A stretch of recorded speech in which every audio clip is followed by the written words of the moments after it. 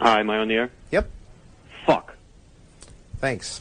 I've been in the danger zone. He got a bat. Minus 5 stars. Mango. Huh? We got for you, Jeff Harvey. How much does this guy weigh? Play 21.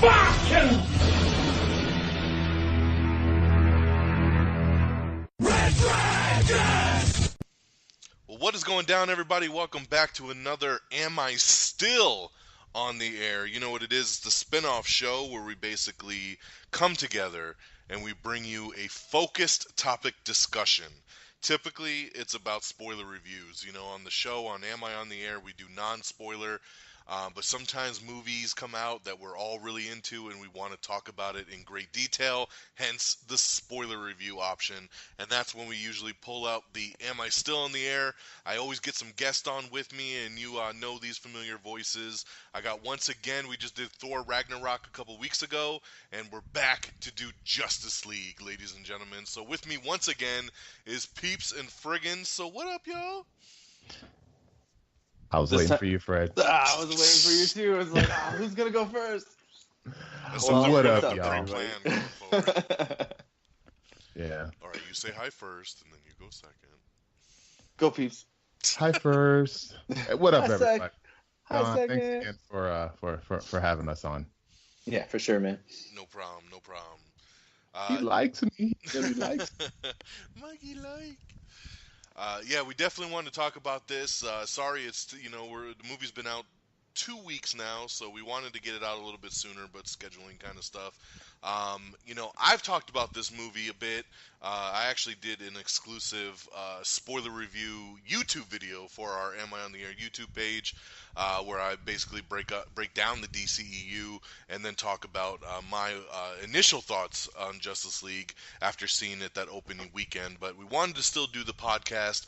I wanted to get these guys on. I wanted to talk about it because I think the three of us have definitely varying levels of our appreciation for the film, our thoughts on the film, and that's, once again, is always what's fun about doing these reviews, is kind of getting everybody's points across. So the way we're going to break it down tonight, I'm going to kind of give just an overall concept of the film, just the overall synopsis, and then we're going to get into, the three of us, the things we liked, the things we didn't like, and then kind of just overall general impressions. And of course, as we kind of go around, definitely chime in and we'll go from there.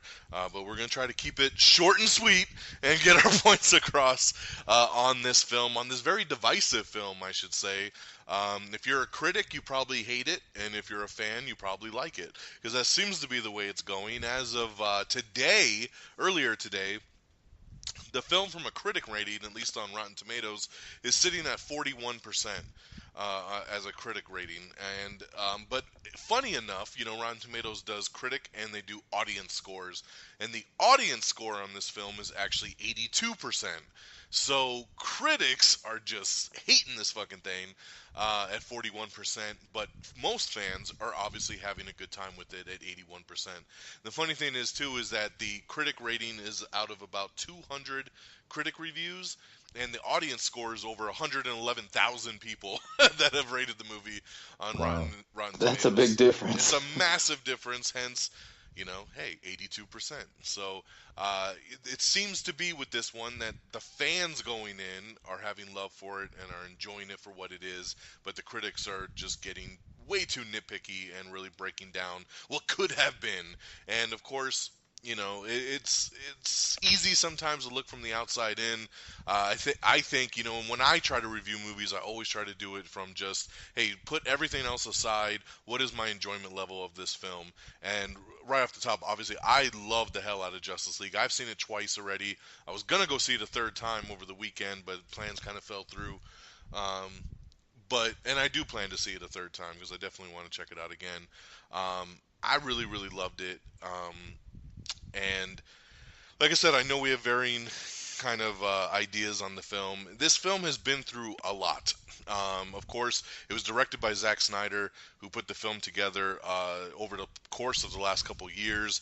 Literally jumped in, started directing this thing like a week after Batman v Superman came out. And then, critics obviously shit on that one as well. So it was a lot of the studio getting involved, a lot of tinkering, a lot of toying around. Hey, we're going to go lighter. We're going to put in some more humor. We're going to do this and that. Obviously trying to maybe copy the Marvel formula that's worked so well over the course of their 17 films. And they were trying to figure out their way, but you know what? It seemed like everything was going good. I mean, there was a big set visit report that came out about a year ago where people went and they visited the set while they were filming, and people were saying, oh, there was so much humor, and it was really good, and Ezra Miller was great as the Flash, and all this good stuff. And then unfortunately, back in March of this year, Zack Snyder's daughter committed suicide, and he ended up dropping out of the film. He's saying, the film was already in the can, but they were doing post-production work on it. They were going to do a little bit of reshoots. And he said, I got to deal with my family right now. I need to be there for my family, so I'm going to drop out. So he left the project. Now, they had already hired Joss Whedon, and for those of you that name sounds familiar, directed both Avengers movies for Marvel and a lot of other good stuff.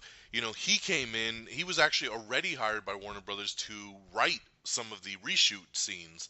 And when Zack stepped down, they asked him, would you come in and finish the film? So Joss kind of had the unfortunate task of coming in and trying to make this film work by reshooting some stuff on his own, writing new scenes, mixing it in with what Zack Snyder had done, but keeping the overall focus and vision as what Zack Snyder had intended the movie to be. Well, the movie's come out, and it's definitely a hybrid of both sides. I think where we go wrong as fans is I see a lot of people being like, oh, that scene was funny. That was definitely a Joss Whedon scene. And it's like, it's not that simple. You can't just – and I've seen scenes actually be debunked where they're like, you thought that scene was Joss, didn't you? No, Zach shot that a year and a half ago. Like, well, that's good. Yeah, it's funny because people are so quick to be like, that's a Joss scene, that's a Zach scene. Like the stuff they liked, Joss Whedon did. Right, everything exactly. They didn't like. If it made them laugh, it was definitely a Joss scene. And it's like that's not fair to Zack Snyder. So they're being very quiet with what is whose and whose is what. Supposedly Joss contributed about 15 to 20% of the film, maybe, and then of course edited the film to be what we saw, in theaters, which is a 2-hour movie, and 2 hours. To me, in a superhero film like this, is very constricted. Rumor has it that the original cut of this film is closer to the 2:45, 3-hour mark, which I can understand because Batman v Superman, the Ultimate Edition, is a 3-hour movie. The theatrical cut was 2.5 hours, so I could totally see Justice League where you're introducing Flash, you're introducing Aquaman, you're introducing Cyborg, you're bringing Superman back, you're doing all of this stuff, and you got to fight the bad guy. How do you do it in 2 hours? Well, and to credit Batman vs Superman, that director's cut was better. It explained things more, yes. And I think that hopefully we'll get a director's cut up here to kind of fill in all those gaps and those things that get sped through. But I think we all want it, but unfortunately, I don't think we're going to get it, just because I think there is no director's cut, and I don't think Zack wants to come back at this point and maybe finish his vision. Maybe it'll be something for those of you that know, like what happened with the old school Superman 2 with Christopher Reeve, how they had the Donner cut that came out many years later. They had what was the original version of the film re-edited and put together, and maybe down the road, in 5 years, 10 years, maybe Zack Snyder will come back to it and say, hey, I want to put out my Justice League director's cut. But at this point... They kind of did that with Blade Runner, too, didn't they? Yeah. Oh, yeah. Several There's cuts. There's been a ton of them. Yeah, several cuts. The problem with the director's cut on Justice League is I feel like there's a lot of scenes that were probably never finished. No special effects were done. Scenes that are maybe just green screened and they never finished. Plus, the scenes that Joss rewrote, obviously those are kind of took the film in certain different directions at different points. So how would that fit in with the rest of the stuff that Zack did? The score was different. I mean, there was a lot of differences to it, and I don't know if it's as simple as just slapping together like a director's cut. They might be able to salvage some kind of extra extended edition or something that has a lot of the deleted scenes in it. because there was a ton of deleted stuff. I mean, we had heard there was more stuff with Lex Luthor originally. We know Iris West was in the film. They had Kiersey Clemons. She shot a bunch of stuff with Flash, and they had actually introduced her character, totally cut out. William Dafoe was in the movie as Volko in some Aquaman scenes. That was cut out. There was a lot of extra stuff that was actually completely just removed to obviously keep the film in that 2-hour runtime, which was actually something that the president of Warner Brothers, Kevin Tsujihara, actually mandated and said this film needs to be 2 hours, which I think is kind of fucked up because he was just, I think, looking at the overall dollar. You know, when a movie's close to 3 hours, that's one less showtime a day you're going to get out of each screening. Whereas if you keep it at 2 hours, you might be able to get 1 or 2 more screenings in every single day. Times that by 4,000 theaters that are showing the movie, it's a lot of extra revenue.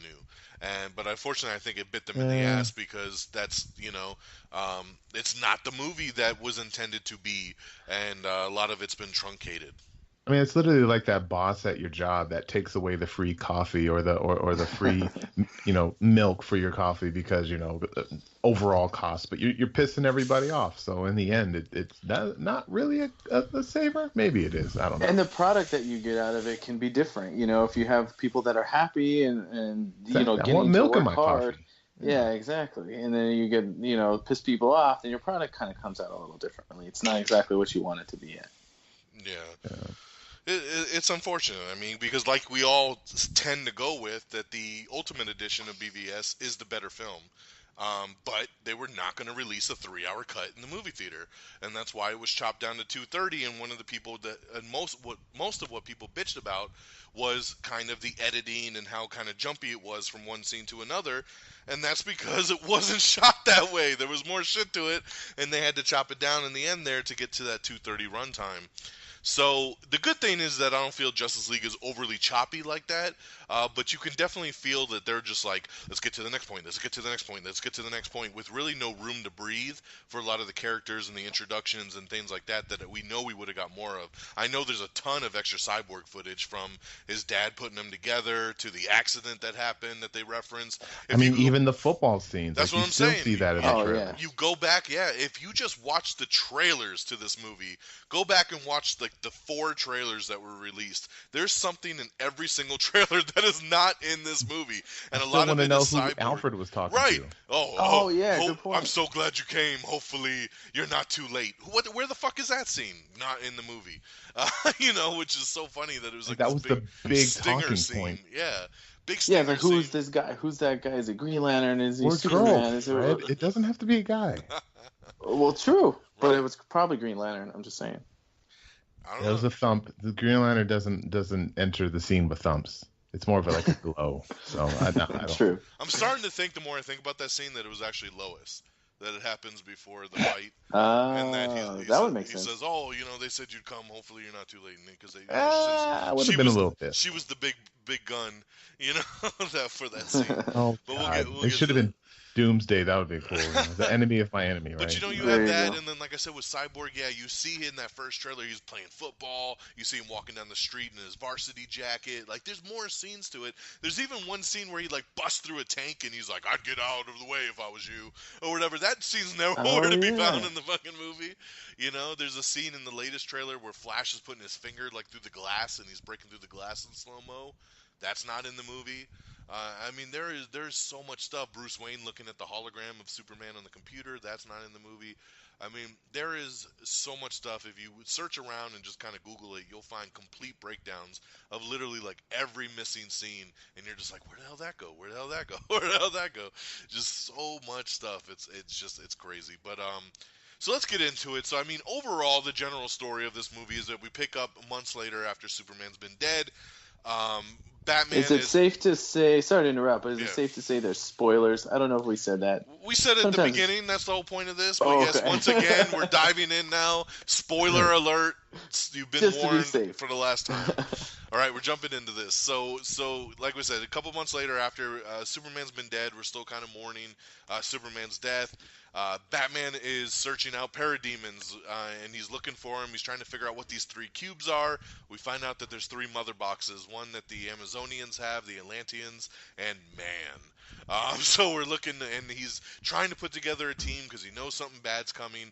And of course, it turns out to be Steppenwolf, who is coming to collect the 3 mother boxes and basically terraform Earth into a new apocalypse that they don't ever really mention apocalypse. And, but that's kind of what we're trying to do. But we also got to bring back Superman because we can't do it alone. And, yes, and we fight him, and we hope to save the day. So basically, just in quick general synopsis form, you got that as the basic groundwork of the film. Bruce Wayne trying to get the team together. He's got Wonder Woman helping him out. They're both trying to recruit, Flash and Cyborg and Aquaman to the team. Aquaman's kind of reluctant at first, but then he finally jumps in after the mother box gets stolen. So let's go into it. Let's jump right into the things we loved. And I'll say number one, my favorite scene right out the gate is easily Superman's resurrection. And not just his resurrection, but the fight. Superman versus the Justice League, let's just call it that. Hands down, my absolute favorite scene of the movie. After they resurrect Superman, he is trying to figure out what's going on. He's a little clouded. Things are kind of just funky in his head. And the Justice League shows up, and they're like, hey, Clark, like, we're here. We're your friends. Like, don't mess with, we're cool. Please, we're here for you. Do you know where you are? Do you know who you are? And he's kind of just figuring it out. He's like, what's kind of going on? And it was really cool because it goes into, like, Superman's X-ray vision, and he's kind of looking at the skeleton of all of them, and he sees Aquaman's heart is pounding really fast. It's getting quicker and quicker. Dude, it's awesome. And Cyborg's like, you need to calm down. Your adrenaline's pumping. And Aquaman's like, yeah, because something's not right. Something's not right. I'm telling you, something's not right. And then Cyborg goes into this, like, auto mode, and his arm turns into a gun, and they're like, what are you doing? He's like, I can't help it. It's just gonna fire. It's arming itself to protect myself. And then so he shoots a cannon blast at Superman, which therefore Superman's like, oh, you motherfuckers, here we go. And all hell just starts to break loose. Is Peeps can't hear us? I'm starting to get a message here from Peeps saying he can't hear anything else. Did he lose us? Oh, Jesus. Damn it, Peeps! Motherfucker. Ruining our damn show. Hold on. Now you have to edit. Shit. Let me hang up on him.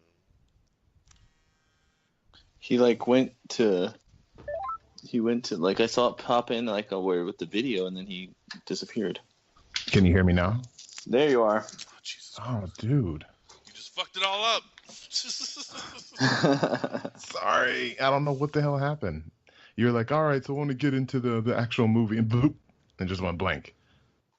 Oh, dang. He talks a lot because he talked about Superman. You didn't hear any of the Superman fight stuff? I mean, we could just Well, I'm just go going. We're from just there. going. Yeah. It's all cool, Yeah, man. just- Shit happens live on the network, but hopefully it didn't fuck up the recording as I'm going now, because the Skype recorder's all funky when a call gets jacked. So hopefully we're good here, but we're going to continue along. It says everything's recording, so let's we'll truck Cool. along. keep it going. Thanks a lot, Peeps. But so basically, Cyborg blasted Superman, so Superman therefore decides, okay, well, it's on now, I gotta protect myself, and gets into the fight with the League, and they're all like, come on, man, no, like, we're not here to fight you, and he's just starts effing them all up. He's just bitch slapping Aquaman, he's throwing Cyborg away. Wonder Woman's like, come on, like don't make me do this, and there's so many cool parts in this whole sequence. Of Wonder Woman throwing the lasso at him, and just Superman wrapping the lasso around his arm and just tugging on her, That's so cool. So cool, Yeah. man. He just grabs it with one arm, and he's just like, and she's pulling with all her strength, and he's just standing there holding the lasso, basically. Oh my gosh. And I love when she went to do the cross gauntlets, and he just grabbed her arms and pulled them apart, and then he flew up a little bit and just headbutted her right into the ground. I was like, damn! It was so tight. So Don's favorite scene, Superman Don, who loves Superman's favorite scene is when Superman kicks everyone's ass. I'm surprised. Dude, the scene was just, I just wasn't expecting anything like this in this movie, and it just blew me away just how badass they had brought him back at. I mean, you literally have Aquaman, Cyborg, Flash, and Wonder Woman going at him, and none of them can stop him altogether. It's pretty damn incredible. And so, of course, this all leads to probably one of my favorite moments of the entire movie, which is it goes into a scene where Superman's standing there. He's got Aquaman in one arm, he's got Wonder Woman on his other arm, and Cyborg's kind of flying into his chest, and he's holding them all three of them back. Flash goes into the Speed Force. He starts running up on Superman, and it's all in slow motion, and you just see Superman's eye roll to the side and start tracking Flash. And Flash's face is like, what the fuck? His eyes just keep getting bigger and bigger. He's like, how the fuck can he see me? And then Superman just chucks the three of the other ones, turns sideways, and starts swinging at Flash. And Flash is like, wow, trying to like dodge him and falling on his ass because he can't keep up like with how fast Superman's moving. And he's like, holy shit, trying not to get punched. Yeah. This scene is just so incredible. Whoever thought to do that, just it's so awesome. It kind of. I mean, it's definitely a Joss Whedon. Yeah, right. That's messed Definitely, up, that's what I'm. J.K. Snyder. I'm just kidding. It reminded me a there's little certain bit. moments. It reminded me a little bit of Logan when he's having the seizure in the hotel. Even though it's filmed a little bit differently, but when Wolverine's coming down the hallway and all those guards are frozen, and he pulls out his claws, and the one like guard looks at Wolverine like, "Oh fuck!" and the claws go right into the dude's face, like right. It's like you see it coming, but you can't move. It reminded me of that. Like, it was just so cool to see that Superman can keep up with him, and Flash's reaction just sold it. And then, wrapping the scene up, Bruce shows up, and he's like, Clark! And Superman flies over, grabs Batman, chokes him, pulls him up in the sky, and he's like, why won't you let me die? He's like, you wouldn't let me live, you won't let me die, like, what the hell do you want from me? And he's just like, we need you, da-da-da. And he's like, but do they need you? Which I thought was awesome. That was awesome. And then when the greatest callback to BVS, he says, tell me, do you bleed? To Batman, which I thought was so fucking awesome. And but then, of course, they call it the big guns, which, of course, is Lois. Which I believe, from what I understand, is the callback to BVS's dream of Flash coming through going, Lois is the key, you gotta find Lois. So I think that was the whole tie-up back to that Lois was the thing. Superman throws Batman down to the ground, comes down, kind of chills out for a second, she hugs him, and she's like, let's get the hell out of here, and they just fly off and take off, and his mind gets right after that. It doesn't take too much. I was bummed out we didn't get no black suit. That would have been so cool. Or the bearded Superman, I wanted to see that would have too. been dope. Yeah. Wow. Even just shirtless, like you said, all bearded and scruffy. I believe that shit is in the Zack Snyder version and was totally redone. So, that's another thing that makes me hope for a director's cut at some point. But that's my highlight scene of the whole damn movie. And, of course, Superman coming back at the end with the fight with Steppenwolf is one of the big scenes. Seeing him in the newer kind of lighter blue suit, basically they didn't mute the color of the suit in this movie, and it very, very much shined. The banter between Superman and the team, from Flash running to save the truck and Superman flying up next to him going, what's up, Slowpoke? Just something like that. He's like, what? And he's like, you go left, I'll go right. And Flash saves the truck, and then he looks over and Superman's carrying a whole fucking building over his head. Yeah, I know exactly what you mean. So good. Flash is like, oh, well, He's like, I got this one person. I saved the truck. But I love that Superman flew up next to him when he was running and was just like, what's up, Slowpoke? And I mean that can go two different ways. I mean, this is Flash's first gig. He's not used to saving people, and he felt so good about himself. Saving this four people, and then he looks at a seasoned hero, and he's like, okay, I got some work to do. Or yeah, definitely. I had to kick myself out of the whole realistic view though, because when Superman's flying with the building all put together, I was like, there's no way that's that structurally sound to be able to hold together. And I was like, wait, it's a comic book. Sorry. That's something that's exactly would be in a comic book. You look over the next frame, and he's holding the whole building intact over his head. Yeah. Yeah, Well, to everyone's go back- probably just sitting in their chairs like sideways, in the building. staring out the window or something. Yeah, just okay, that's fine. Drinking tea. Yeah. But to go back to the Superman fight, Don, I wanted Yeah. to make a quick point on that, because you're right. Like, that was probably one of the best scenes within the actual film itself. Like, there's moments in movies where I think the audience gets like a hit of this like rush of almost adrenaline or the shock and this awe. And I think a really good movie will get either, if not one of those, multiple of those throughout a film. I call those oh shit moments. Oh where you shit say, moments. oh shit. I like, it's like you say oh shit, or your jaw hits the ground, or your heart starts pounding. But like once Superman showed up and they're all just standing in front of you, and like you start realizing things are going bad, like I was like Aquaman. My heart was starting to pound. I was like, holy crap, I'm actually really into this right now. Like, I can't wait to see what's gonna happen. And they didn't disappoint. I mean, I agree with you. Everything you noted about that scene was phenomenal, and the fact that, I actually really like that they just like trying to dogpile on him and almost this like team effort of trying to hold him down. And I think a lot of the group superhero movies need more of that kind of teamwork aspect. And I just really like that they were, you get the oh shit moment, you get the teamwork aspect of them trying to stop him without hurting him. You're trying to survive without him killing them. And then also they threw in the comedy there. So I think that scene was really well put together and really well thought out. Yeah. And it's definitely, for me at least, was a highlight scene for the film too. And of course, the comment of Pet Sematary, that was that was great. Oh yeah. He had mentioned like, good. well, hopefully he comes back right, but there's always a Pet Cemetery chance. And then when he turned all evil, he was like, Pet Cemetery, Pet Cemetery. Yeah.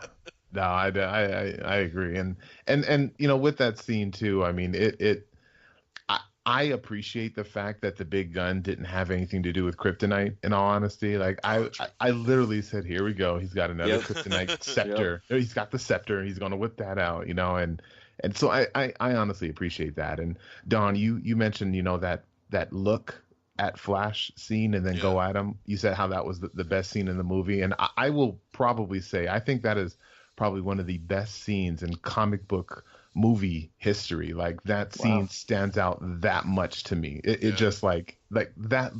I was thinking in my head, like, wouldn't it be cool if Superman like kind of looked at him and stuck with him? Was like, hey, that shit ain't gonna happen. And then it happened. I'm like, no fucking way is this happening. And I mean, I'm not big into the whole comic book world, but I do know, again, going a little bit further, the whole end where Superman racing Flash, I know that's been a thing where they can kind of stick with each other with speed. So I just thought, that, I don't know. But at the same time, I think it kind of, I don't know, like Superman is like 60% of the Justice League, and everybody else are just kind of like, they're all just like they're just like the towel boys, right? They're just kind of fanning Superman, like, all right, Superman, rubbing his shoulders, all right, get back in there, buddy, you can do it. I don't know. Well, it's true. It's like they were all struggling with Steppenwolf, and then Superman showed up, and he's like, "Oh, Kryptonian!" And he's like, "Fuck!" And Superman's like, "Is this guy causing you trouble?" And he just takes him out like no problem. Well, it's like any sport. I know you guys aren't big football players, but you get like a football team. You have like the star quarterback could be the difference of the whole team. But even still, it still takes the other players to have some effect, and they do their part. Yeah, I just going back to things we liked. I mean, just to me, like Fred said earlier. I mean, I am a massive Superman fan. He is my favorite all-time superhero, and I've loved Man of Steel. I do like BVS, but I feel like I've been waiting for that Man of Steel 2. I've been waiting for Henry Cavill to get to do more stuff, and I feel like what he got to do, even though he's not in Justice League super much, because he doesn't even come back from the dead until an hour plus into the movie, and then obviously the final, scene at the end. But when he is there, like, he's the Superman I think that we've all kind of been waiting for. Like, I mean, just his demeanor, his approach to the other characters. You know, his quips, you know, just even when he was helping Cyborg rip the cubes apart, and he's like, you know, What do you need me to do? he's like, "What do you need me to do?" And he's like, you know, because I really like being alive again, you know, like, you know. And then after the thing exploded, he's like, "I just want to die," you know, like, which I thought was so cool. Like he had. Oh, I didn't catch that. Yeah, like they're laying there, because then that's when Cyborg is like, "My toes hurt." How does that even make sense? Because he doesn't even have toes. Yeah. You know, and he's like, "But my toes hurt." And he's like, "I just want to die." But you know, and just getting that flow of it. I mean, even that quick little scene at the very end of the movie too, when Lois is writing her article and it's kind of flashing to everybody, and then you have Clark on the street, old school style, with the glasses, turns down the aisle, rips the shirt open, jumps up in the air. You know, it's just like, I don't know, it's just like we just had this different flow of Superman in this film that really was that hope symbol. And for me at least, and I just, you know, as much as I have loved him in the other movies, I wish he could have been in this entire film and part of the team from start to finish. But when he was there, it was so fucking great, and it just really, like when they do that slow motion shot of them all standing together after the Steppenwolf fight, I was just like, oh my god, look at this, it's so tight, like to see them all stand there together. You know, and you see Flash and Cyborg fist bump, you know, and Cyborg gives his booyah, you know, and just little things like that, you know, that is just nice little tweaks to it all. But did Superman really need muscles painted on his suit? I mean, Henry Cavill is just muscle. I don't think it painted on. That's just how tight his suit is. That's what I was going to say. Yeah, that's literally what it was. I don't think so. It ripples over his on. No, he's bursting through the He's material. bursting, exactly. His abs are bursting through the fucking front of the suit. Super abs. Super abs. So, yeah. Peeps, what's one of the scenes or one of the things you liked about it that stood out for you? I mean, you know, besides that, but I will honestly say one of the things that I really like about this movie is their attention to detail. And it's, you know, it's been a while since I've seen it, and I'll bring it up as I, you know, remember the different scenes. But like just things like Flash's suit, like towards the end of the movie, like it looks like a worn down, like junky piece of, like, you know, crap that, you know, somebody just put together randomly. And you know what I mean? It's not like it was the Iron Man, you know, final version suit that he had on. Like, it was really worn down and jacked up. And man, I like I said, I can't really think of a lot of things, but they had a lot of moments in this movie where they really paid it. Oh, like Cyborg, when him and one of the moments that really there's a few moments that pissed me off, and this movie actually fixed it right away. And the first one was when Cyborg was spying on both Batman and Wonder Woman, and they didn't notice it at all. And I literally said that in the movie. It's like, bullshit. There's no way that both Batman and Wonder Woman wouldn't see a giant robot man behind a bush. So whatever. But then could have been a big bush. Well, they had that conversation, and then she made that comment like, "Yeah, I saw your ass earlier, just so you know." It's like, all right, cool, that's tight, that was tight. And you know how when he showed up, you know how all the lights just kind of disappeared and they shut off. Like, they didn't have to go into like detail him explaining 5 minutes. Yes, I integrated myself within the city electrical system, and I turned off. You know, they just did it, and it happened, and then he left, and then the lights turned back on, kind of thing. It's just very subtleties that they. Subtle moments that they put in this movie that I really appreciated, and like I'm gonna create a list right now, so you know what I'm doing. Create a list, nice. You're the list master now. Yeah, but you know, as far as me, I really liked. You know, I mentioned that the Superman fight was probably the standout moment for me, but there's like a couple little things that just really captured my attention and my interest as I was watching this movie, and the Amazon fight was definitely one of them. I think that scene. And playing that like keep away game where they're trying to keep the mother box away from Steppenwolf was really well thought out as well. I think it's very similar to you know, how thought out and put together that Superman fight scene was. I think they kind of went the same route with this one. Had a lot of fun with that one. I really liked that you also were not only getting this really cool fight scene, but there was a lot of like impactful things happening. So many of these Amazons were dying, and it was like having this huge impact to Wonder Woman and her family, like her mom, even some of the main Amazon guards that were in the first movie were dying in this scene. And so it's just, I felt like this is one of the few moments that there was actually like earned loss, you know, characters that might be important in another movie like Wonder Woman. Yeah, but the thing with that scene that kind of bothered me is like, for what? Like, it was a fun little, like you said, football moment, kind of like keep but that's away. what it was for. But like the way that they built that tomb, right? They had 5 doors that shut down, and then to block them in. But they had a wall probably the same length as the doors right behind them. He's like, okay, I can break through 5 walls, or I could just break through the one wall behind me and get out. I don't know. Like, he's really strong, Peeps. He used his axe. To get out. As like a no, I know, but I'm just saying, like, in terms of a structure, like, you think they would have had 5 layers, like, all the way around instead of just one way. I don't know. Yeah. That's a good point. But what about the other fight, though, cool with scene. the Amazons and the Atlanteans, and then you saw Green Lantern. I was like, oh, shit. That's exactly where I was going next, because that was like the one moment where like my mind totally blew when I saw the Green Lantern. That was my victory moment. That's where I was like, yes, I got a Green Lantern. It wasn't the Green Lantern I wanted. You saw the big fist flying through the air, like, oh shit. Yes. And I like that they gave you the moment of the ring coming off the hand and shooting around Steppenwolf and flying off.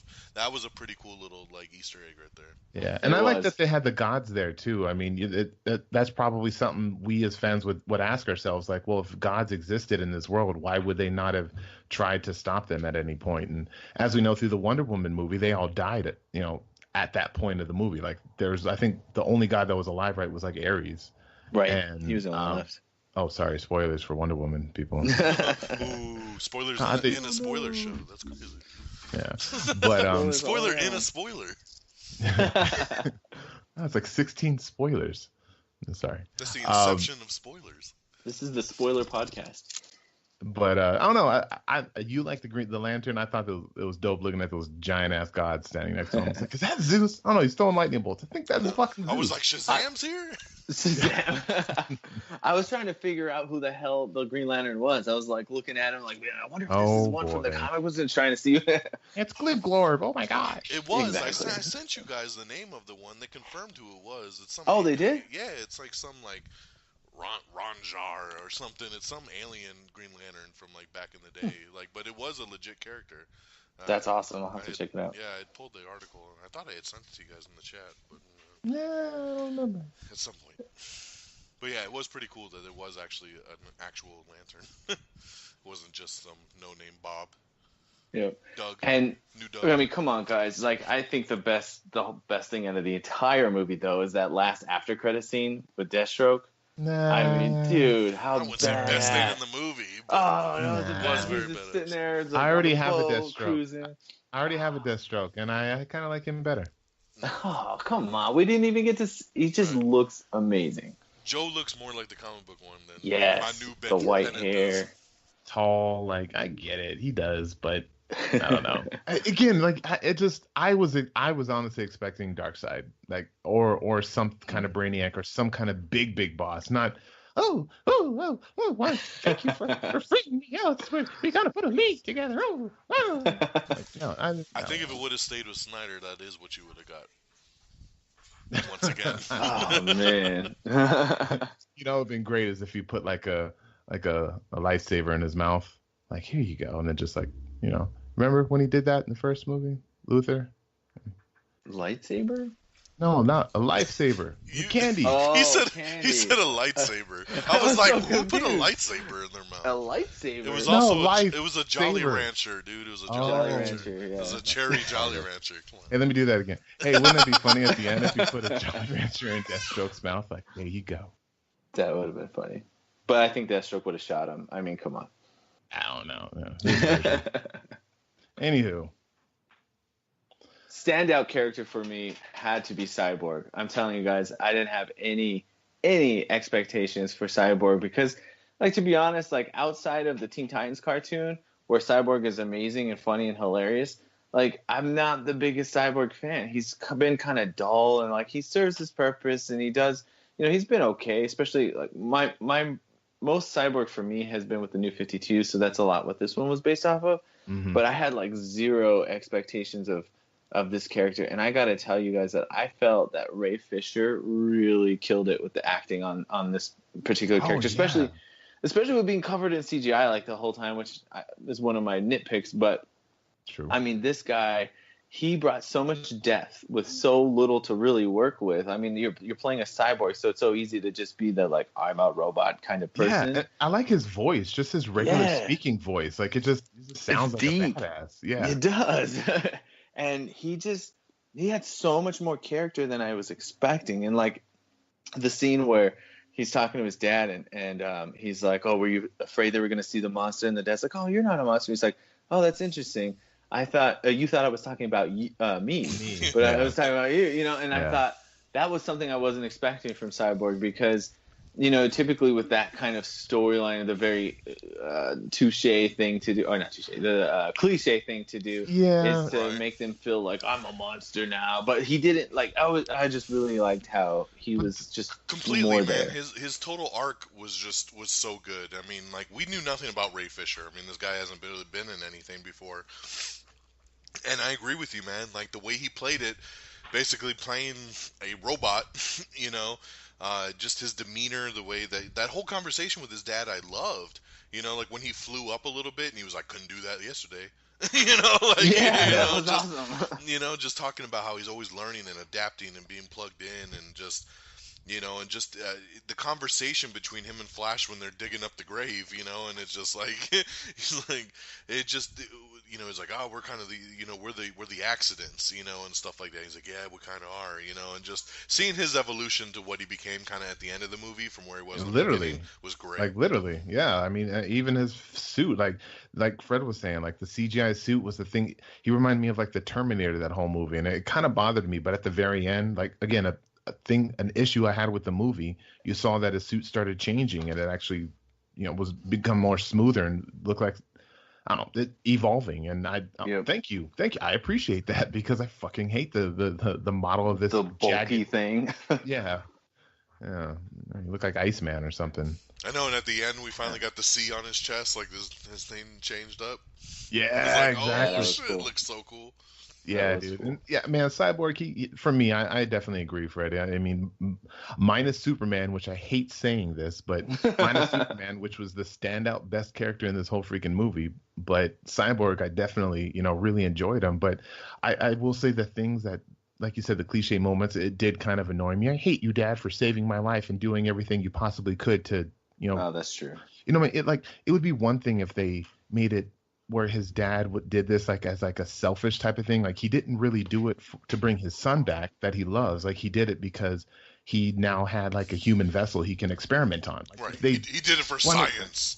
Right. Yeah. If they to make more weapons. Exactly. If they would have did that, like, you know, I would have. But like I felt bad for the dad. I'm like, all he fucking did was try to help you out, bro. Like I would do the same thing. Sorry, Apollo, but you coming back as a Robo Kid if I have the science. Yeah. Yeah, but I love that he didn't hold that grief for the dad though. Like when he saw Steppenwolf pick up the dad, like he freaked the hell out and he was like, "Dad!" You know, and came to the rescue all fast. You know, so yeah, no, that was good. Good development because it's within, I think, the character of most people. Like even if you're mad at your dad for turning you into this thing, like at the end of the day, it's still your dad. So if he's about to get killed by some crazy supervillain, you're still gonna be like, no one's gonna kill him except me. Exactly. Is it me or the DC superheroes? They got a lot of parental issues, don't they? Like Wonder Woman. They all do. Yeah. Zeus is his dad, and the Martha family, and Cyborg, and even Aquaman. Oh, I don't know who my mom is. She left me to die and on the surface. No, your mother loved you. Like they all got parental issues. No, that's a good point. Good point. It's true. Very true. The hero and the tragedy. Except for Flash. You know, I mean, I'd say that's, you know, when we talk about positives, I think it's hard to deny that just everybody played their role so well in this film.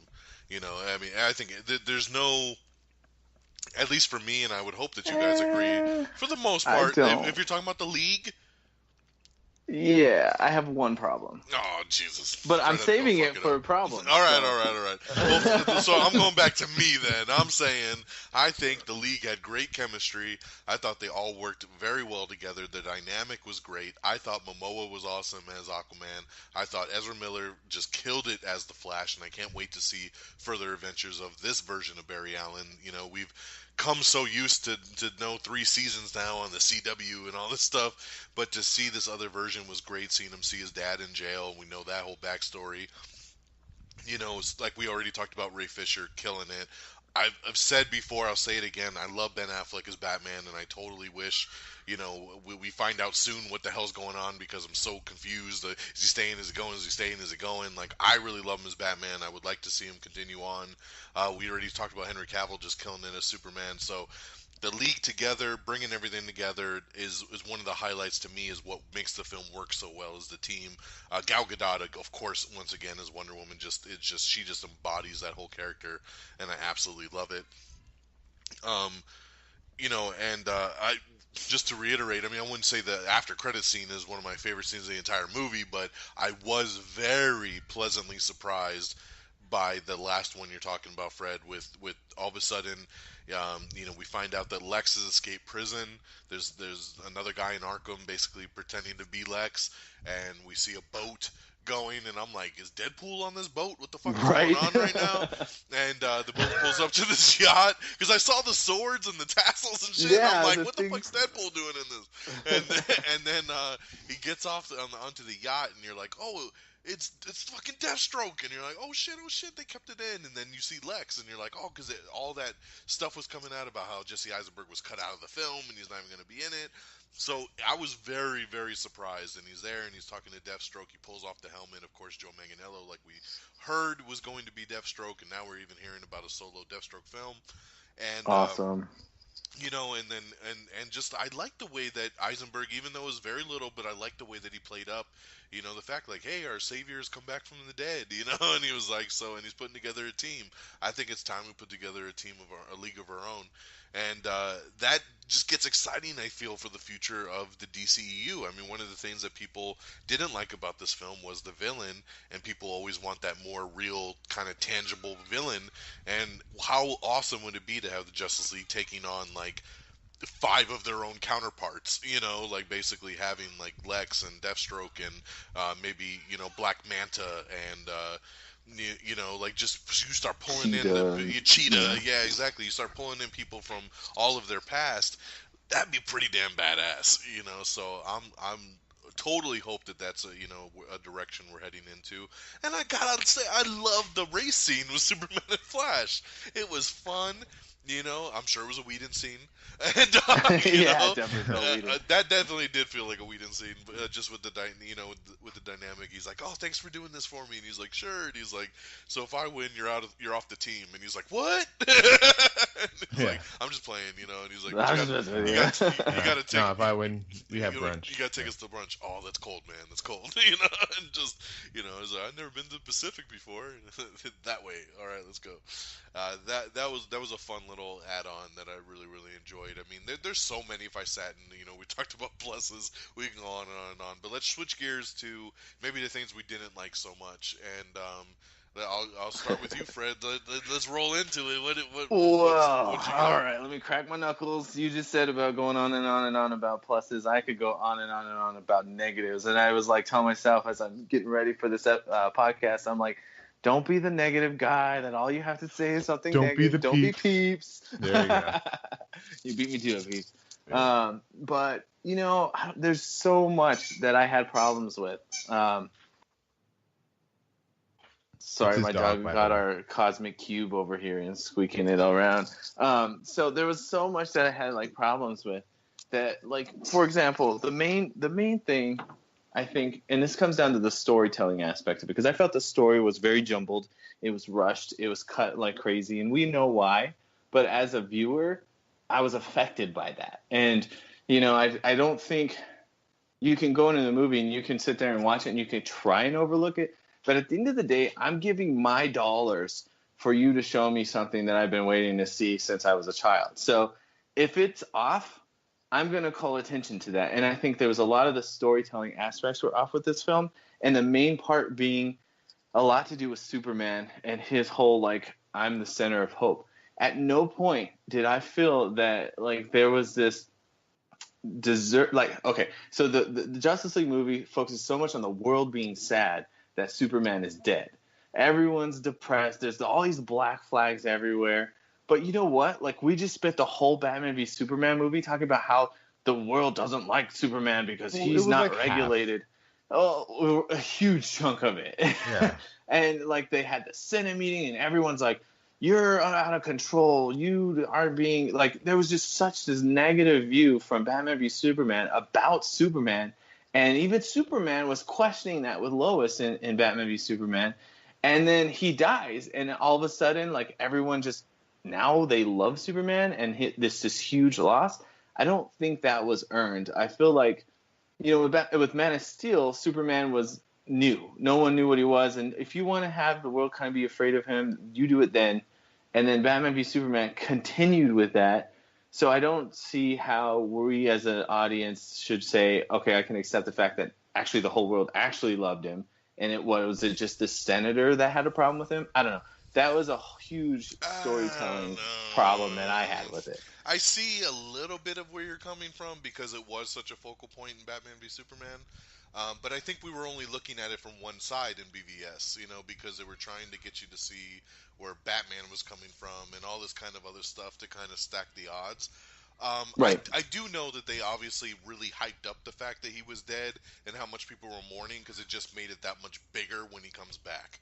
Exactly. You know, because we needed him to come back as that symbol of hope, you know, which I did like how they had that little tag of the cell phone footage at the beginning of the movie of the little kid being like, "Oh my God, like a Superman!" Like, you know, like, does the S really stand for hope? And you know, Superman, what's wrong with your face? It looks like there's CGI on it. Oh, now, Peeps. Now you just that they couldn't help. Damn contract. That wasn't a Whedon scene, by the way. It wasn't? That was a Whedon I'm just scene. kidding. I know. I was like, I know for a fact that was a Whedon scene. That has to be. Yeah. Yeah, that was a reshot scene. But it just seems so unearned, and that was my biggest problem. Is that, like, they try to force down our throats. And Peeps, this is a complaint you have with Batman vs Superman too. That, like, the loss of Superman, the death of Superman is a huge deal. But they just spent the whole movie telling us how he's a threat, and then so now they're trying to force down our throats that the world is happy that, or first off, sad that he's gone, and then they're going to be out of nowhere happy that he's back now, just because he saved him from Steppenwolf. I don't know. It just felt really unearned. That was like my biggest problem. It has to do with just the overall story and how things got put together. They even mentioned in Suicide Squad, Amanda Waller even mentioned about the fact that, you know, like, since Superman died, like, all these people were coming out the woodwork and all these villains were coming out because they knew that Superman wasn't there anymore. And I mean, he was something that kind of kept, like, the criminal activity down while he was out and about. So I mean, that was a big deal that, you know, once they know he's gone, then who's going to be here to protect us, kind of thing, you know. Well, I always took it as, like, Amanda Waller's she's not in the majority. Like, she was seeing it because she's a smart, tactical thinking individual, and she realizes that there's going to be some threats that we're going to need Superman for. Now we don't have that, or the next Superman might be bad, and she mentions that. Yeah. So but I think they're trying to say that the overall population is all of a sudden depressed over that, and I don't know. That was a huge storytelling aspect problem I had, and then it just carried over into so many other aspects. I don't want to keep ranting on and on. I'll throw one more out, and I'll let Peeps throw some. But the other thing you had mentioned was about. Like, every single main leaguer was doing, like, a really good job as far as their characters. Look, I'm with you, Don. I've gone on record of saying that Ben Affleck is the best Batman we've seen so far. When I watch Batman v Superman, I literally fast forward through every single scene except for the Batman stuff, and I just sit there and watch all the Batman stuff, and I watch the Wonder Woman stuff, and then I fast forward through everything else. Because Ben Affleck was so damn good in that movie, and you could see he had put so much effort into Batman. This is the exact opposite. This is a tired, beat up, just destroyed Ben. And you could see it in his performance. I feel like his performance was not at the same level as it was with BVS, and that he's just, like, phoning in his lines, and just like, God, please get me through this contract and like let this be over with. I just felt that it was not that same passion that we saw in BVS, and I get it. I mean, BVS got destroyed, but by critics and fans and things like that. So I could see why he's sad about it, but like it just came through in the character, and so I don't know. Okay.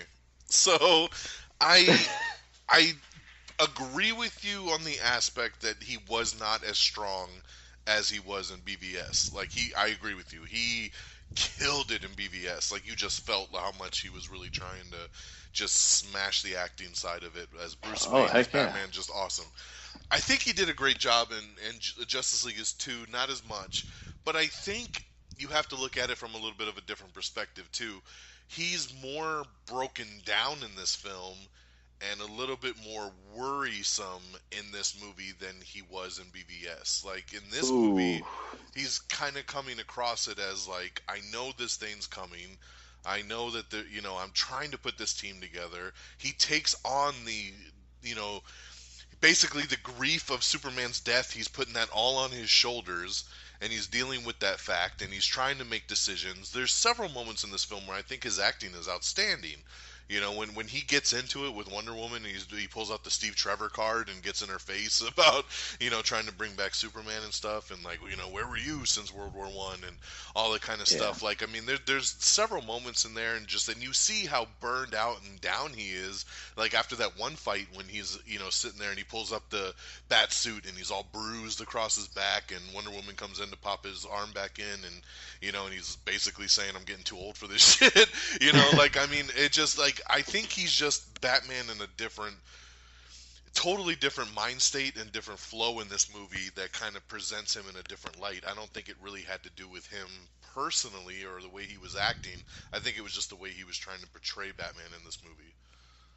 That's the way I kind of took it. Peeps, you might have to be the middle guy on this one, because I feel like, aside from, I will give him credit for that Wonder Woman and Bruce Wayne scene. That was really, really well done. I thought that was great. But aside from that, I just felt like I didn't get the sense of the battered down, beaten Bruce Wayne. I got that more with Batman v Superman. Like he's just tired and he's fed up, and nothing's been working and nothing's been changing. And you really got that in his character, and that's why he's gotten a little bit more violent. And here was a total flip side. And now we got more of a Tony Stark attitude, where he's in the bat suit cracking these silly jokes, and I'm just like, I don't know. Like, he cracked one damn joke. Stop it. He said one joke. Oh, something's definitely bleeding after Superman threw him down. That was actually really funny. And it was hilarious. But he wasn't cracking even jokes. Even the stuff was, I don't know. He was trying to be too funny. It was different. I don't know. I didn't feel it was at that same level. Save one. Yeah. He was suicidal too. I mean, come on. And like he's trying to kill himself every 5 seconds. Well, like, I mean, that's a hero though. Honestly, every 5 seconds, it was one scene at the end of the movie. He's trying to... Jeez.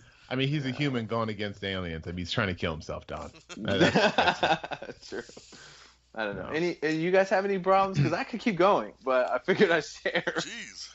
No, I mean, I'm with you, Fred, but I think I can break my beef down into two little parts. Honestly, and my first thing that I thought that bothered me throughout the entirety of the movie, and it's kind of the same thing that bothered me about the first Avengers movie, is the triggering moment that causes somebody to want to bring everything together, bring the super team together. Like in Avengers, like, Loki comes down and steals a cube, and then Nick Fury's like, all right, it's time to assemble the Avengers. You know what I mean? Like, you got to assemble the Avengers to do a witch hunt kind of thing. Like, no, like, you don't have to assemble all of them. Like, I didn't see it was a necessary moment to summon the entirety of the Avengers kind of thing. And then this movie, hey, there's a bug alien that blows up and leaves 3 little cubes on the wall. Shit, I think it's time to summon the fucking. We got to summon the Justice League. These things are blowing up all over the place. I don't think we can handle. Like, I don't know. It just didn't seem like. He had the dream. He knew something was coming. Dark forces are on the way. But it's not like it would be something if like they would have shown that like he saw like the first time he saw the parademon, then he had a flash to the dream like, oh shit, like that's the dream, that's the thing from the dream. That wasn't a fucking dream. That was, I don't know what it was. We don't know what it is, people. But yes, you're right. Like it's just the thing that I don't think Batman should have been the one to bring the Justice League together, and that's should just have been Superman. I disagree. I think he says that though in the movie that it should have been Superman. No, it's true. He I does say that. disagree. I don't think. He I says think it Superman's should have more been. human than I am. All right, guys. Here's my version of the movie. I think it should have been Cyborg. I think Cyborg should have been getting his powers, and then he's like, "Fuck, what is this alien language I'm hearing? I don't really understand it." So his hacker skills starts going underway, and then he starts obviously understanding the alien language, and he's starting to like hear like attack, like destroy the humans kind of thing. It's like, oh fuck, we're about to get attacked by some motherfucking aliens. So what do? Hack. Then he gets the identity of Batman. He finds out about Diana. He finds out of everybody. Like he has all that information. Hack. Yeah, he's just hacker. So, That should have been his code name.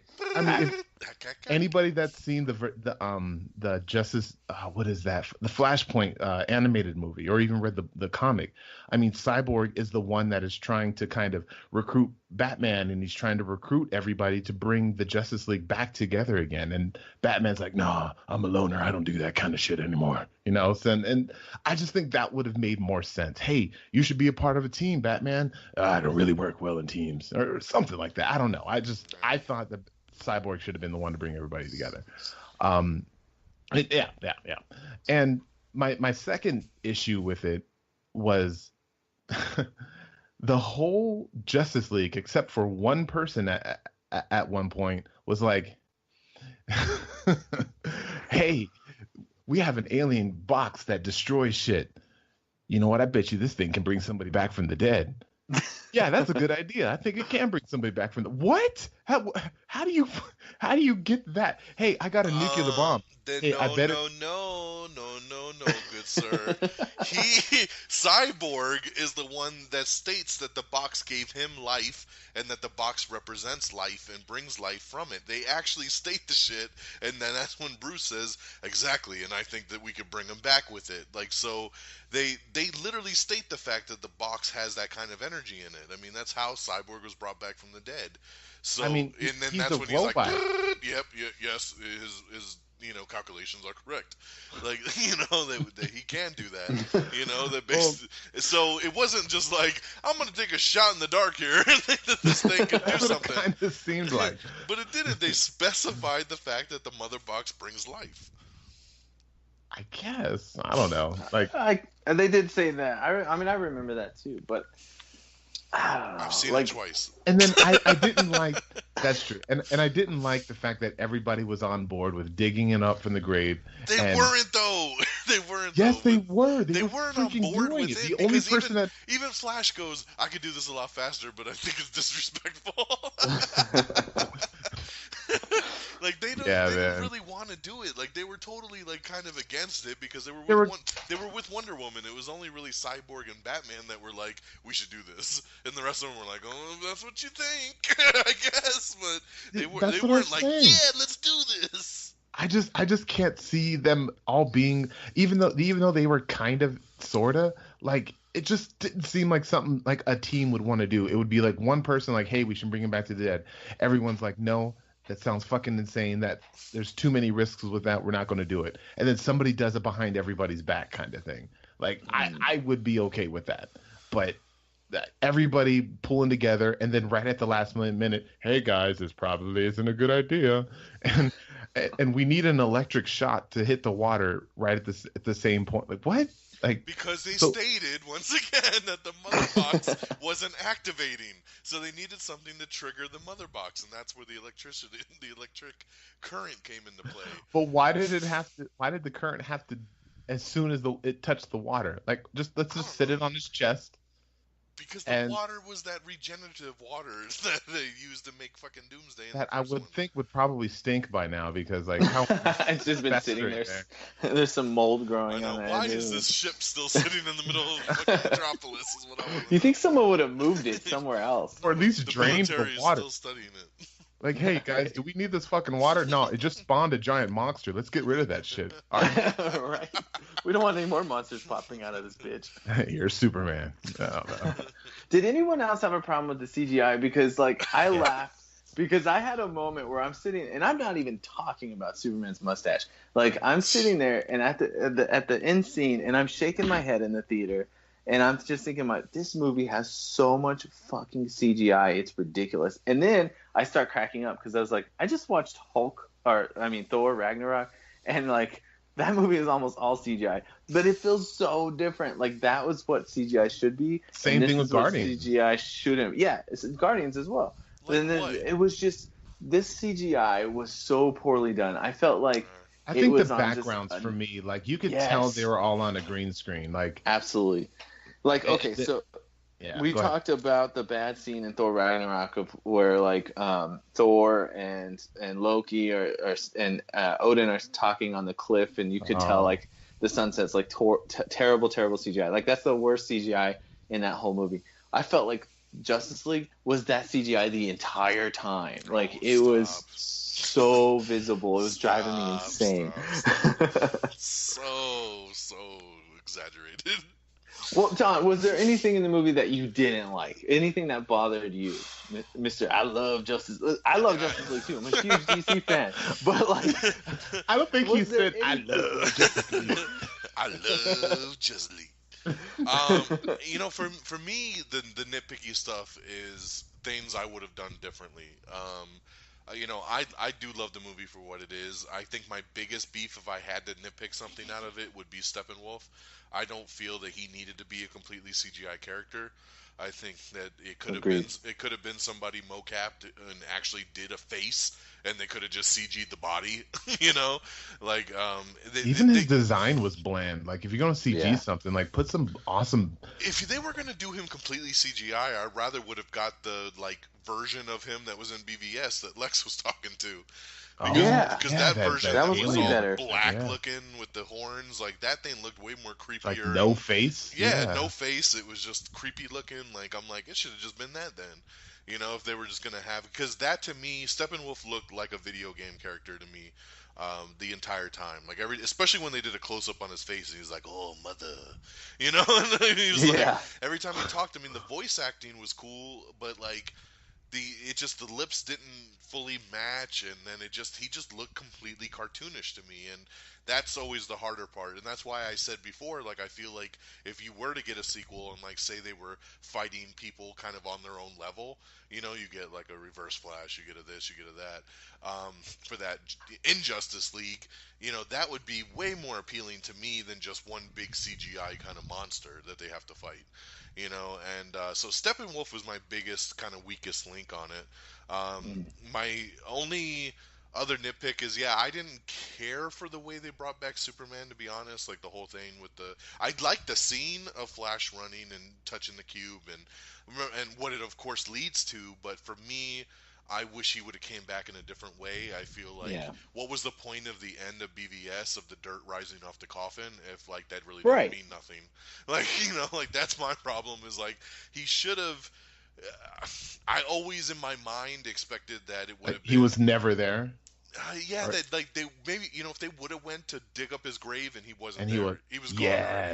And that would have been better. Fucking So much floating better. up in space, regenerating from the sun and shit.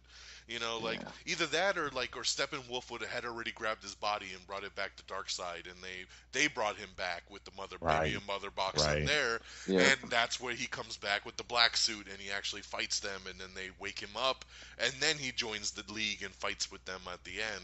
So I was super disappointed we didn't get the black suit. Henry Cavill tweeted that Instagram picture like a year and a half ago of a black suit. And then, or a close-up of the black suit, and then nothing even came of that. That's why I feel like it was a totally different way he was brought back in the Zack Snyder version, and they reshot that whole fucking thing and just redid it with Joss, and just changed it all, because now we got no black suit. I totally think we were going to get black suit, bearded Superman, and because they did it, like for a minute there, he was Pet Cemetery, he fought the whole damn League. It would have been perfect for them to go to dig up his body. He's not there. Then when he does show up, he's in the black suit. He fights him. We have the exact same damn scene. You bring out Lois. You play it out exactly the same way, but then it's just he's brought back in a different direction. And then after he talks to Lois, she awakens him, knocks him back to normal. And then at the end, they're fighting. They're thinking they've given up hope on the evil Superman, and then he shows back up in the blue suit. So I mean, that's there are moments in movies where like you're supposed to feel like, like just the impending doom, like, oh my gosh, there's like no way they can come out of this. And for me, that would have been great if like Steppenwolf is kicking all their asses, and then he's like, oh yeah, guys, I got a present for you. And then so fucking Superman comes down and starts beating their asses too. And I'm just like, how the fuck are they going to come out of this? And that's when, like you said, Batman whips out his big gun, which kind of snaps him out of it, type of thing. Like, that would have been. Well, I mean, and then the other thing that sucks about all of that is that how awesome it would have been to see Superman that way. And they kind of hinted at it in BVS, where Superman was kind of the bad guy, where he was, captured Batman and was killing them. They're saying, like, Lois is the key. Right. Like, I don't think that Lois being the big gun was the key that Flash was originally talking about, because that whole scene was totally different. Like, that scene was showing where Superman was bad, where Superman was killing people. I mean, he wasn't wearing the black suit, but like it was a totally different futuristic thing. But Lois was dead, and that's why he was evil.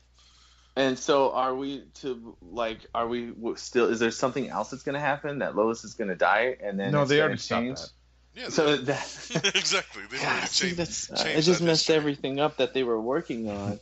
Well, they are going to a flashpoint, so maybe that's the reason why flashpoints to flashpoint. Yeah. Remember, the thing is, when they originally, before they even made this film, and the original DC slate came out, and remember, we even did an Am I Still in the Air a couple years ago, and we talked about this whole DC slate when they announced it years ago.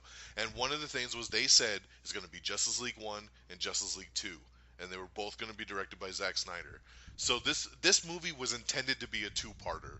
I have no doubt in my mind that the first part was setting it up with Steppenwolf being the lackey, coming to Earth, trying to collect the mother boxes, and starting to bring us to part 2, which would have been Darkseid. And obviously fully going into the apocalypse thing, you bring back Superman, you do the black suit, and then he comes back to normal by the end of the movie. So then by Justice League 2, he's fully back to being regular Superman, teamed up with the team going after Darkseid. That is what the original plan was. And then after BVS got that mixed result, they said, oh, we're just doing one movie now. They scrapped the second one, and they just decided to get gun-shy about the whole Darkseid thing. I mean, he mentions Darkseid's name one time in the movie, kind of in an off kind of way.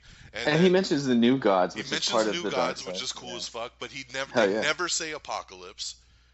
Like even Diana is telling the damn story about all of this, and she never once goes, he comes from Apocalypse. Like it's just like she's just like, oh, he comes from other worlds and like tries to take him over.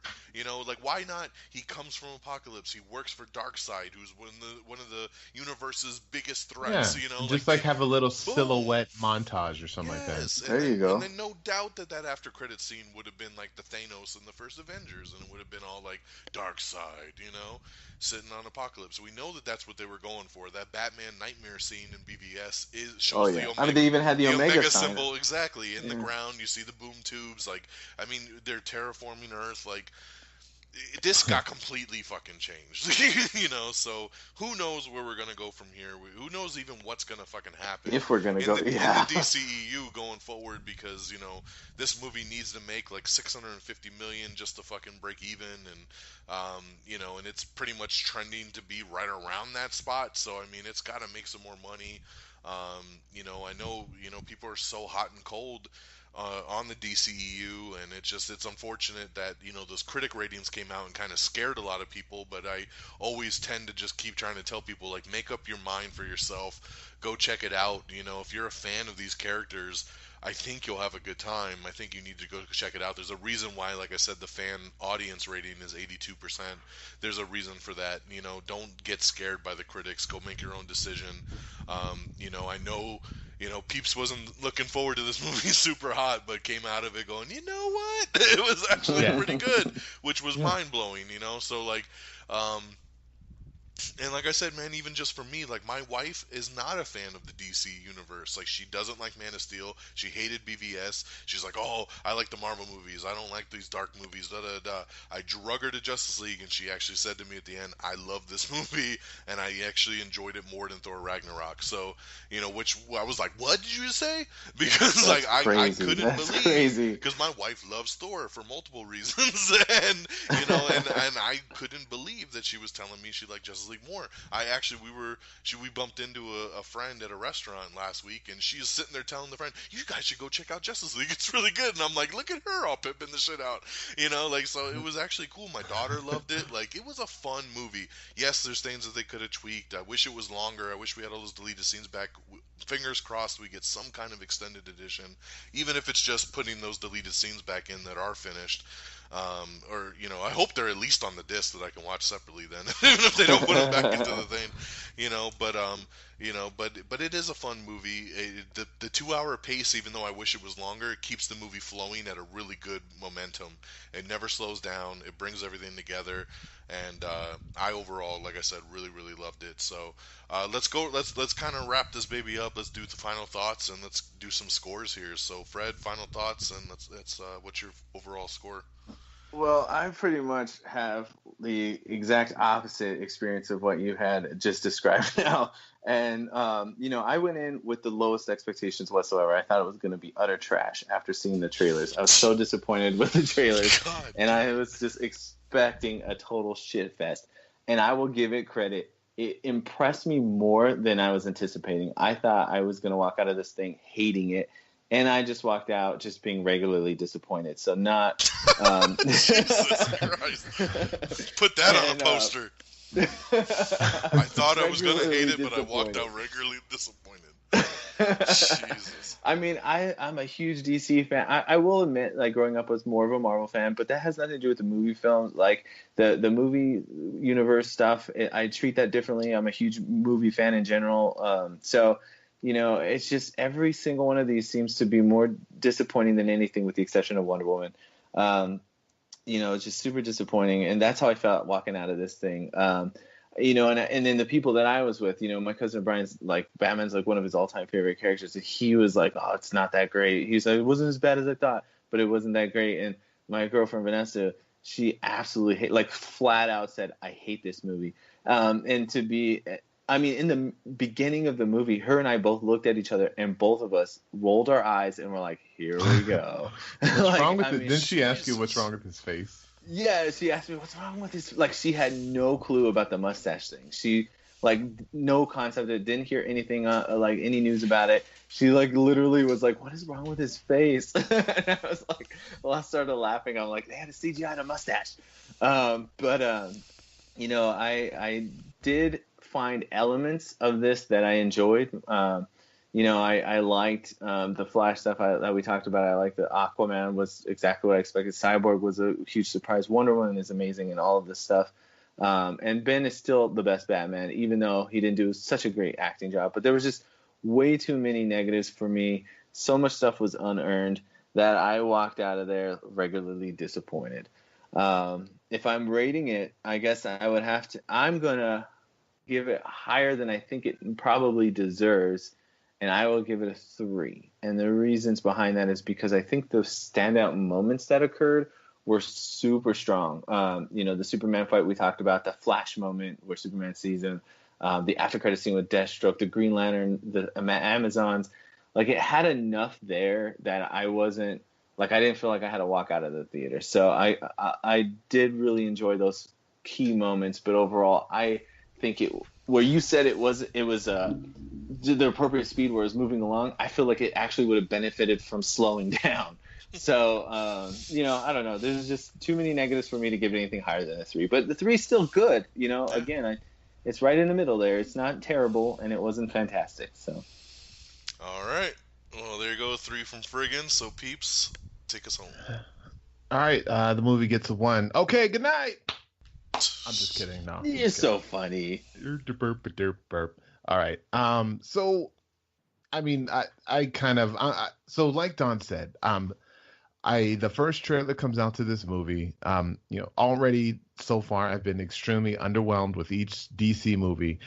Let me stop. Man of Steel, I really enjoyed Man of Steel. Unlike Fred, that movie I thought was really dope. It's awesome. Shut up. It's awesome. Shut up, Fred.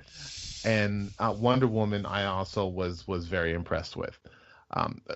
But Suicide Squad and Batman v Superman, I definitely wasn't a fan of either one of those. And since this movie was a follow-up of Batman v Superman, that's kind of why going into it, I really wasn't feeling it too much. So, yeah, not that excited. First trailer comes out, I'm just meh. I wasn't that impressed. Then the second trailer comes out, and I don't know what they did with that freaking trailer, but it just, that one actually blew me away. And I remember saying to you guys, okay, I am actually looking forward to this movie now. Like I now have hope for it.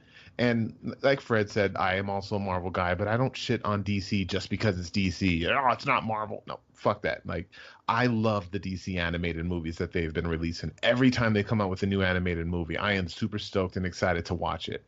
I just wish they would take out everything they do in the animated movie and just copy and paste it into like a film. Yes. But they're producers and shit, they're always so nervous. Oh, the audience might not be able to accept bull fucking shit. Have you seen Guardians of the Galaxy? Kiss my fucking ass and just give us what we fucking want. But that's what I'm saying. Like, this movie, it hits on points, I think, that are very comic booky. Like, it doesn't have to be like a serious dark drama like they were trying with Batman v Superman. And then it doesn't have to be a silly joke fest like the Marvel films. Just give me some good action and some good and I think that's really what this movie lacked, is the where Donna, I know you disagree because you've said this a little bit earlier, but we didn't get that much interaction between everybody. Like, we would get one scene where Cyborg and Flash are digging up Superman or something like that, and they have a conversation, and then we have another conversation between fucking what's his name sitting on what's her name's lasso. Like, we don't get that many moments where the whole team is great moment. But I think back to Avengers. I'm too young. Like, I got shit to do. I think back to Avengers and shit. Where like there's so many standout moments. Like, you put on the suit, put on the suit. And it just, that whole movie was them talking to each other and interacting with each other. Like, from like jump, right? 20 minutes into the movie, like, they're working together. Like, this movie takes so long for them to come together. And then once they're finally together, like, it's great. But it just, it sucks because, like, they had a lot on their fucking plate. They had 3-4 heroes that nobody had even seen before on the movies. They had to introduce them. They had to give them the backstories. They had to make everybody care about these fucking characters. We got a brand new villain that's coming out of nowhere. We got these mother boxes that nobody's ever heard of. And we only got 2 hours to do it. Unfortunately, they didn't really have, like, it just kind of sucks from the get-go, to be honest. Like Don said, if this was like a 2-part film, I definitely see how this could have worked out, like, very well. Like, the way that Man of Steel was paced, it was paced really good, with flashback scenes versus, current day scenes. I think if this was a 2-parter film, they would have been able to pace it good enough to give us, get us excited, and then give us backstory, and then give us the interactions that we want, and then give us a little bit more to look forward to in the next film. So it just sucks that this is what they had to throw at us. And I honestly, I really hope it does well, because I don't want to see this series die. I disagree with you guys. I don't think if Ben Affleck, if he walked and Val Kilmer came back as Batman, I would be okay with it. I'm just kidding. But I honestly don't care if Ben Affleck leaves, because I don't think he brings anything to Batman that I don't think another guy with a chiseled jaw would be able to bring to him. And that's just me. Oh, come on. Sorry, man. That's just me. But why'd you say that name? Come on, dude. Just imagine if, like, Batman said Martha to Superman to snap him out of his shit. That's what should have happened. That's exactly what should have happened. Think about Martha. Do it for Martha. Oh! Why'd you say that name? But I don't know, man. Like this movie, honestly, people ask me, "Hey, should I go watch it? What do you think about it?" And I'm like, I don't want to let all my nitpicky moments ruin it for you. I suggest everybody that hasn't seen this movie go out and watch it and make up your own decision for yourself. Because I hear some people that hate it. I hear some people that love it, and I'm with Fred. I'm honestly right there in the middle. This was the best of times, and this was the worst of times. And it just, I really wish it was just best of times, but it is what it is. I'm going to buy it when it comes out. I told my uncle to take my son to see it, and he did. And, he said my kid was kind of walking around and he wasn't really interested for like the first half, but then the second half, he was like eyes locked on the screen kind of. Nice. So I don't ever have to see it again. I forgot to throw that part out there. Oh, we didn't need you to throw that part out. Yeah, and I mean, there were just things like Steppenwolf. Like Steppenwolf was like a badass that could take on the entire Justice League. Like, what did all of his power come from his axe? And once his axe broke, he couldn't take on a fucking parademon. Like, yep. And it's funny, like the parademons, they'll attack the Justice League one at a time, but when it's time to attack Steppenwolf, they all jump on him at once. I don't know. Maybe it's because they didn't have fear. Who knows? But anyways, just rambling. Keep my rambling. I'll cut it off. But I will agree with Fred. I will give this movie a 3, just because I don't hate it. I don't love it. There were a couple moments that really make, but I just can't. It's just some laziness, I think, in the overall story that could have been fixed. That's why I just can't quite give it that 4. And it wasn't a perfect movie, so that's why I can't give it a 5. So, well, a trade. So yeah, so there you go, 2 3s. Like I said, I had a blast with it. It was a tricky spot to come into, being a product of 2 different directors. Zach not getting to finish his vision, Joss coming in and trying to put his spin on it, but also keep it with another vision. It's a very tricky spot to do. I think they pulled out in the end a very fun film that really delivers on a lot of levels. There's always going to be things that they could have tweaked and things that we would have liked to have done better. But overall, like I said, I judge films based on how much enjoyment I get out of it. And for me, I grew up more of a DC fan than Marvel. And, like I said, Superman's my guy. Always been Batman, Flash, like the DC heroes, Wonder Woman have always been kind of the forefront. And I've been waiting for this universe to get going. And I finally got a Justice League movie for the first time in my life. And, maybe that brings it to, maybe I'm judging it more out of heart in the end result of it all. But like I said, I loved it. I loved what I got with Superman. I loved what I got with Flash and Aquaman and Wonder Woman and Batman. Seeing them all together gives me, we talked about hope a lot, gives me a lot of hope for the future of the DCEU. And I absolutely had a blast with it. Like I said, I would love to go see it for a third time before it leaves theaters. And I give it a 5 out of 5. Like I said, to me, it's all about that enjoyment level. And I had a blast. So, Don, I'm curious about where it lands on your ranking. I mean, we only got 5 movies, so it's not going to take forever to rank. But come on. Have you ranked them? I don't know if Peeps can do the math for 5 movies. No, I know exactly where he. These 2 are going to be a tie. That was Peeps right there. But anyway. Oh, I guess I should talk like that from now on. But no, seriously though, because Don, I know you're a huge fan of Man of Steel. I know you're a huge fan of BVS. So I was just kind of like wondering, how does this impact your ranking of the 5? I was trying to think of this before we started recording, because I've flip-flopped a couple times since I've seen the movie. I've been saying, like Man of Steel kind of holds that top spot for me.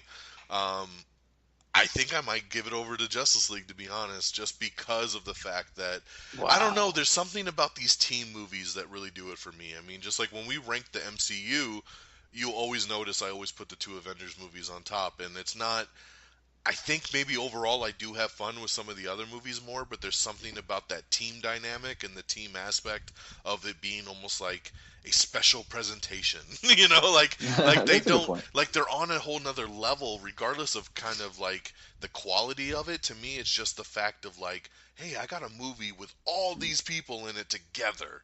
And that's what really sets the Avengers movies kind of to the front of the pack for me before I get into the individual films. And the more and more I think about the DCEU, and as much as I love Man of Steel, and I think it's one of the best comic book movies ever, I look at this one and I'm like, man, the joy of seeing all these heroes together and coming together.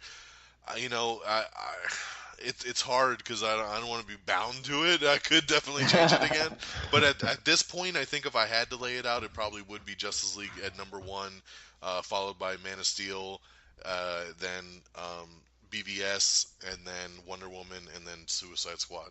So that's the way I would lay it out at this point. I could flip-flop back to Man of Steel, but I think for as much as I love Man of Steel too, there's a lot of downtime in that movie. There's a lot, we're getting through the whole kind of origin story, whereas Justice League is just bam, bam, bam, we got our heroes, let's go. And I think sometimes that, for me to digest it and kind of watch it on a more replayable factor, I think it's probably got the most rewatchable kind of value for me. So that probably jumps it to the front of the pack as of right now. Very nice. I'm okay with that. I approve that. Thank you. Crazy that Wonder Woman so far, though. Wonder Woman's your number 4, right next to Suicide Squad. Oh, there's only 5 though, so it is. Suicide Squad weird, is the Academy Award-winning movie, so I just that is true. It did win an Oscar. So, What, for like a soundtrack or something? Or? Costumes. But it's an Academy Award-winning Suicide Squad. How about you, Peeps? Any thoughts on the rankings? I mean, yeah, Man of Steel number 1, Wonder Woman number 2, Justice League number 3, Suicide Squad 4, and BVS is dead last. I still haven't even finished that director's cut, guys. I get like halfway through it, and I think I'd fall asleep every time. I'm telling you, man, the only way to watch Batman v Superman is just fast forward through all the Senator stuff. I'm gonna cut you off. No more DC fucking reviews for Frigginz. Jesus. Hey, you have to have somebody that has on the opposite side of the. All right, cut his mic. I'm your cut Lex his mic. Luthor. I'm your Lex Luthor, Don. God. Well, since no one's gonna ask me, I'm just gonna throw mine out there. I have Wonder Woman at top. I think she was the best one by far. Did you cut my mic off? I'm sorry, I can't hear you, friend. But yeah, no, Wonder Woman makes number 1. And I have to be honest, I struggle with Justice League and Batman v Superman for my second spot. And as much crap as I talk about BVS, the Batman scenes are so good. Like, that is literally the Batman I've always wanted. The Nightmare Scene Batman was the Batman I never knew I always wanted, and I'm never going to get again. So it's really hard because those elements of BVS are some of the coolest things I've ever seen, but it's not enough. So I actually do give Justice League the number 2 spot. As much as there was I didn't like about it, I think it's got just enough to get that 2 spot. So Wonder Woman number 1, Justice League number 2, BVS number 3, Suicide Squad number 4, and Man is Steel way at the bottom at number 5. That just boggles my mind. No, dude, it's such a good movie. I don't understand. Struggle so much with that movie. Like, even when I try and rewatch it, it's just like, I think he literally wraps the whole movie up to just him snapping his neck, and like he hates the whole movie after that point. I really dislike that part, but I really dislike Lois Lane probably more. I can handle the. Stop hating on Lois, damn it. Jesus. I hate Lois. I hate is so great. Zod. Zod is one of the best villains in that movie. He's not. I will find him. God. I'll go cry in a corner. I don't like that guy. Oh my God. But yeah, no, I could go on, but I didn't. That's number 5. Save it for another show. I need to dive into that. Let's do a let's do a Man of Steel spoiler review. Yeah. Fuck. All right, guys. Well, let's wrap this baby up. So I appreciate it. So thanks for coming on. There you go. You got 2 3s. You got a 5 from me. And there you go. That's our overall thoughts, the things we liked, the things we didn't like on Justice League. And like we said, go check it out for yourself. Hopefully, if you're listening to the spoiler review, you have checked it out for yourself. But if you're just somebody that's like, I don't give a fuck about spoilers, I just want to see what you guys thought, and then you'll decide whether to go see the movie. Hopefully, you decide to go check it out and be a judge for yourself. So I thank these guys for joining me tonight. Definitely follow them over on Twitter. You can follow Fred at Frigginz, and of course Peeps at For My Peoples. over on Twitter, and you can follow me, of course, at DXDonMega, and of course at Am I on the Air. Check out all our new episodes of Am I on the Air every week. And like I said, if you want to hear some more Justice League talk, check out my YouTube review as well. It's youtube.com/AmIOnTheAir. And check out that vid and leave a comment, like, subscribe, you know how the YouTubes go. So thanks again for tuning in for this Justice League spoiler review. And until next time, peace. Red Dragons!